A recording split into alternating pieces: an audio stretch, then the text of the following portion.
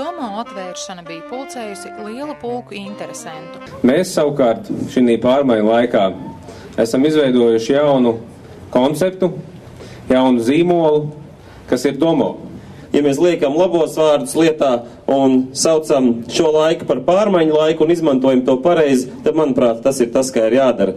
Ir jāspēj nomest balasts, ir jāspēj saglabāt iekšā visu to, kas ir labs, un mainīties, kas arī noticis ar šo konceptu, pilnīgi jaunu. Man liekas, šajā laikā, kas mums nevienam nav īpaši viegls, man ir tiešām ļoti liels prieks, ka Kuldīgā ir tapis jauns veikals, ka Kuldīgā ir jaunas darbvietas.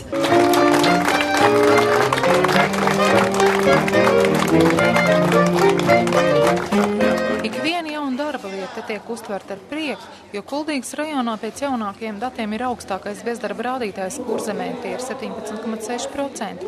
Tādēļ jaunā mājasaimniecības un būvniecības preču lielveikalu Domo atvēršana Kuldīgā bija svētki. Paši vadītāji uzskata, ka šā brīža ekonomiskā situācija ir jāizmanto savā labā. Krīze ir labs laiks, lai kaut ko mainītu un lai kaut ko attīstītu. Un, ja ir tik brīnišķīga iespēja, kā šī strateģiskā vietā kaut ko jaunu izveidot, tad nevar to iespēju arī laist garām.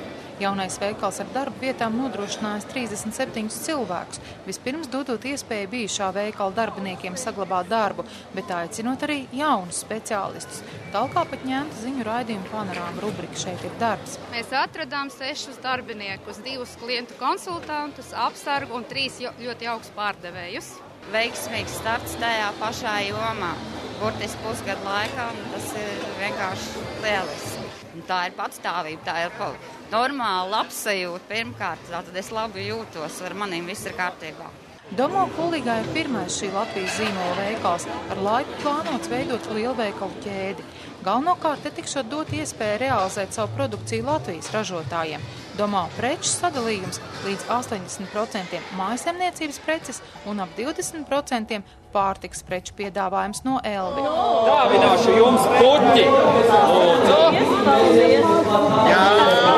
Sižetu veidoja Ieva Benefelda un Alans Perševits.